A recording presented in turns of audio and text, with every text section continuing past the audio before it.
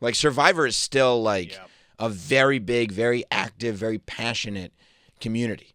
And apparently they've done 48 seasons. Not exaggerating. Like, literally 48 seasons. Which I was like, man, that makes me feel old because I was, like, a teenager when the first season came out.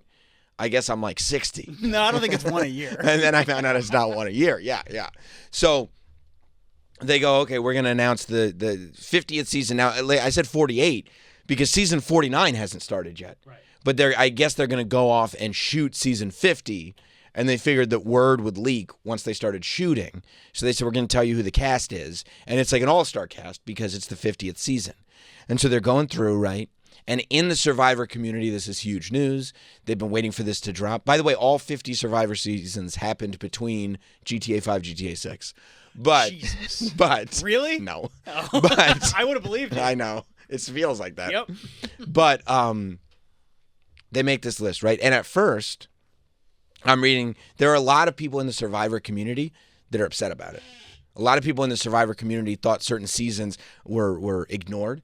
I was talking to... like certain people from those seasons? Okay. And certain seasons entirely. Okay. I was talking to a friend at grade school pickup, and he said, yeah, like they basically ignored seasons 20 through 29.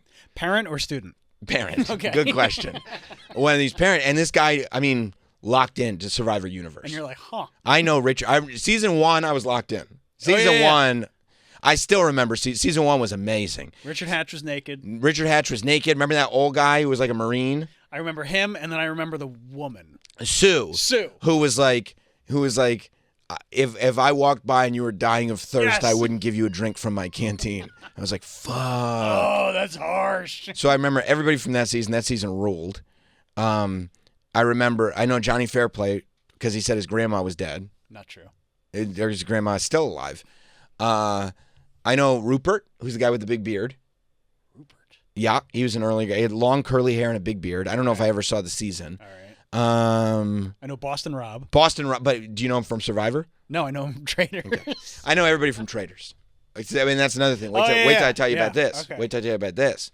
So, yeah, I know Boston Rob. Apparently, Carolyn was on Survivor. Yep. I know her from Traitors, too, and her eyeballs. But, yeah, so I don't really know a lot of people. But so this dude does. And he told me, he said, like, seasons 20 through 29 was basically ignored, which people are like, what the hell? And he said Carolyn is not on it. Oh, that's a bummer. And he said that there are a lot of people going, like, you're missing key people. Boston Rob's not on it. Well, Boston Rob declined. Why did he decline? Because he said he's done everything that he can. He's fulfilled his Survivor journey. He's like, I just want other people to get a moment. Come on, bro. It's all-star Boston That's what he said. Come on, Boston Rob. He's been a part of so many. I think he feels like he's not going to win. Maybe. And so he's not doing it, and he's Possible. trying to be a bigger person for it. But they say, so some say, and when I say some, You're I talking mean about this dude. the guy that was This at grade specific school guy. pickup, right? He told me that there are some in the Survivor community that believe that Jeff Probst has beef with traitors. Oh. Because he doesn't like... Well, then why would he invite Boston Rob? Boston Rob said Jeff called me personally to ask me to do this. He might be just... That might be a flex. Oh, you think? Don't know. Don't know for sure. And maybe because Boston Rob is even bigger. He's bigger than the whole thing. Right. I know, even without watching 49 of these 50 seasons, I know that Boston Rob is like the top guy. Boston Rob is just a reality show famous guy. I know that. Right. He's the Tom Sandoval of all of this. I thought you were going to say Selleck. He's the Tom Selleck of Survivor. But yet they say that there might be beef there because they feel like that at Survivor they do such a good job of casting that they don't like that shows like Traitors come along and just picking. Yeah, Yep. pick the best like, of the best. Thank you for doing the work. Right. I'm going to take this person from Survivor, this person from whatever the fuck below deck or whatever. Exactly. Yeah. Now I don't know if that's true. It might be. If it is true, feels a little haterade because it's like once you let your people get their checks, you know what I'm saying? Like let Carolyn get a check. But I think that rumor came up because Carolyn's not on the show and people are like, what the hell? Especially because she's so popular now. People love Carolyn. Because of Traitors. Because of Traitors. Traitors rules. I can't wait for Traitors 50. We got about 47 more to go. So, yeah, So then all this controversy is happening. And amidst all this controversy According to your friend at grade school pickup. And then there's other Survivor people that I've heard through the grapevine. They're like, oh, no, this is very controversial. Okay. They're very invested in this. Very invested. I'll have to talk to Jermaine because he's a Survivor community guy? Loves Survivor. You should have had him call in. I want to hear from him. Okay. Okay? I'm going to get in Okay. to Survivor community. Okay. I like it now. Because the big announcement is Mike White. Yeah. Who had, the career boost of a lifetime. Not only with White Lotus, he's already doing well, but White Lotus, and specifically White Lotus Season 3.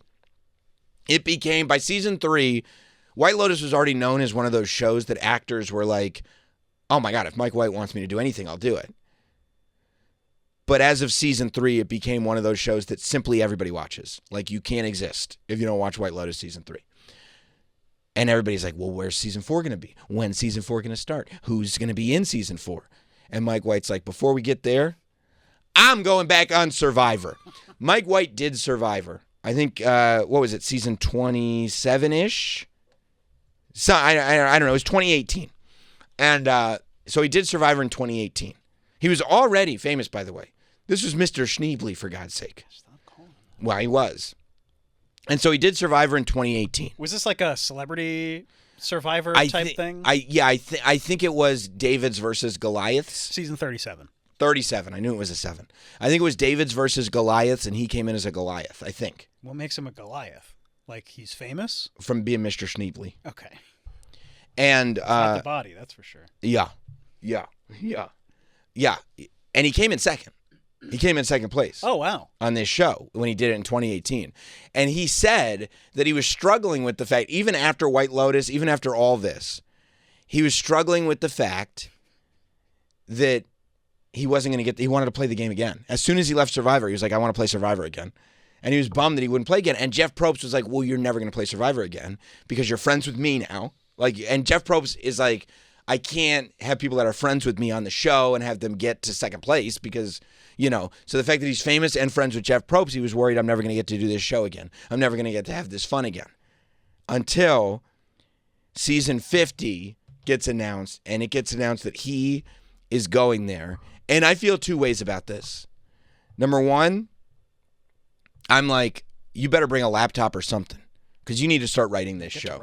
Get to writing. I don't want anything delaying you from Season 4 of White Lotus. However, at the same time, the thing that makes White Lotus so amazing is that one guy is writing, directing this whole show. And every character is so unique, and every character is so uniquely relatable. Like, a person like that, or if that is somebody like you, there are all these little nuances that Mike White just nails.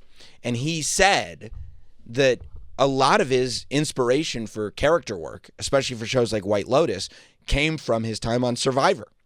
That he loved his time on Survivor so much that not only did he cast people from different seasons of Survivor as extras on the show, like that you see on camera. Every season. Yeah. But that he said a lot of his inspiration for writing characters came from studying the way people acted when he was on the island, when he was on Survivor. So my first reaction was that I was bummed that we weren't going to get another White Lotus quicker. But then I got a little bit excited because it made me feel like maybe the show is even going to be more lit because now you're going to get more Survivor time for him to come up with more stuff. I mean, he basically said that, even on the most contrived reality shows, that there's just something about the way people behave that is so much more, interesting than real life could ever be. Because they're playing a game. They're playing a game. They're also, especially on a show like Survivor, completely surrounded by the game. They're on an island. There is no real life. Real life and the show become kind of one thing. By the way, Mike White has also been on 2 seasons of Amazing Race? I knew that. I knew he was on at least 1 season. I didn't know 2. To my knowledge, he's been on 2 seasons of Amazing Race. Didn't he do it with somebody famous? Maybe Jack Black as Mr. Schneebly? Okay.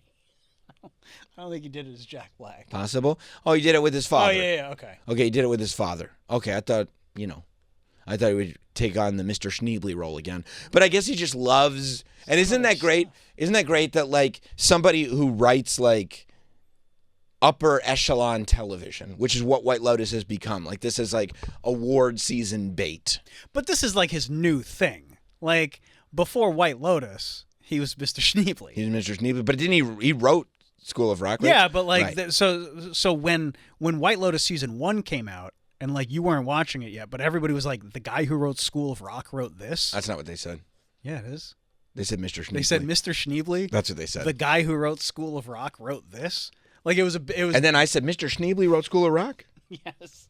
I thought like, just... White Lotus was the departure. Correct. Now people are like, oh, wow, he's leaving White Lotus to do Survivor? And it's like, no, this is who he's been. Right. But I just love... It speaks to the way people actually are. I just love that this guy has that in him, whereas an artist, he can create this thing that's like top-tier television. Oh, yeah. But also has clearly a true love and passion for reality television. Because, I mean, it is like... And that's not changing just because he won a few Golden Globes or Emmys. No. And I love people who don't change. And that's why it's also good that sometimes success takes a while. Mm-hmm. Like the idea that White Lotus wasn't the first thing, that it was just like... He's been at this for a long time, and he finally gets acknowledged for this thing. But, like, honestly, School of Rock is a brilliantly written film. Yeah. School of Rock is like one of those perfect movies. It's great. But it's just not categorized because of the type of film that it is. It's not categorized the way this might be. Well, no, it's a comedy. Comedies never get this, like, revered status of, like, oh, that's top tier. That's right. Although White Lotus is pretty funny. It's very funny. You don't even live in China. It's very funny, and he writes that, you know? Yeah. Yeah. No, I love people who don't. That's one of the reasons I love Paul Walter Hauser. Because he's just the same dude, likes the same shit. He's still doing indie wrestling shit right. when he's in Oscar-nominated movies. Right, why are you doing that? Because it's fun. Yeah, because I want to, because I love wrestling. And also because I can now. Like, I'm so successful if I'm Mike White, like, I can... go do Survivor. Yeah. It would be tough if I was just a guy. I would want to do Survivor, but maybe that wouldn't be an option for me. HBO's going to wait. I'm ready when I'm ready. Yes. Yes, that's the other thing. That now HBO will wait. Like whenever I say, "Okay, I'm ready to start," they'll go, "Okay, you're greenlit. Mm-hmm. Do whatever you want." So I'm excited for Mike White. I'm excited. I'll watch him on Survivor. Although now, is the Survivor community excited for Mike White? I think so. I think the Survivor community likes Mike White. I think that they embrace him because even though he went on to be very successful, he's a real one, mm-hmm. and he didn't leave. Like he's shown mad love. You know what I mean? And as long as you show mad love, then I think you're okay. I feel like he's going to be treated differently. So okay, this is also what I'm thinking. The fact that he's been so public about the idea that he's gained inspiration because he finds people on Survivor to be so interesting. And these are a lot of... casts them in White Lotus, like... And these are a lot of professional reality show contestants that are doing this show now. They know how to act. I mean, they are going to be so extra, mm-hmm. to use a phrase that the children use. They are going to be so, like, over-the-top stupid that his presence is... is going to change the entire course of the show because everybody is going to be trying to act weird. The whole dynamic changes. Right. Everybody's going to be trying to act weird because they want to be the next Parker Posey. Or they want to watch White Lotus and be like, I did that on That's what it is. Because Parker Posey... got that from me. You might not know this. Never did Survivor. She was an actress before White Lotus. Huh. Yes. She was an actress. She's a professional actress. But that's what they want. For how long? 5-10 years. Oh, okay. Yeah. But I think that that's what they'll want. They'll want to know that they were the inspiration behind the next Parker mm-hmm. Posey character, and maybe go, hey, Mike, maybe, a little check for the life rights. What about that? What about that, Mike? Are we writing HBO's checks? I saw Nathan was able to build an airport. I know they're giving you more. They got the money. Life rights over here. You filmed that whole thing in Thailand. Come on, bro. I saw how much Uncle Rico's house was. I saw how much it was to rent it for a night. I know you were there for a lot longer than a night. Come on, bro. Write that life rights check. It's nothing to you. It'll mean everything to me. It's HBO's money. That's right. That's right. So I can't wait. I think the whole dynamic is going to change. But also, this is going to take forever. I don't think the season is not supposed to air until spring of next year. No, but aren't they going to film it soon? They're going to film. I heard that they're already getting ready to start filming now. And then, spring. And it's only like a month. Spring 2026 is when it'll air. Okay, but it only takes a month out of his life. True. No. I'm more mad because I want to watch Survivor. Oh, okay. But well, you got a lot of seasons you can catch up on while you're waiting. Do you think I should watch Survivor 49? So that I, because you don't want to be the guy who just jumps in for the Mike White season. No, but don't you also want to, be familiar with some of these characters? Watch their seasons. I was fine on Traders. I didn't need to Yeah, rewatch no, it. you're right. You know what I mean? I was able to make opinions based on who they were on Traders. I had no idea. I saw Tom Sandoval had some kind of scandal. I don't know. But then when I saw him singing, I was like, I get him. Yeah. When he's like, unlike most of you, I have perfect pitch. Anytime anybody announces they have perfect pitch, they're one of my favorite people.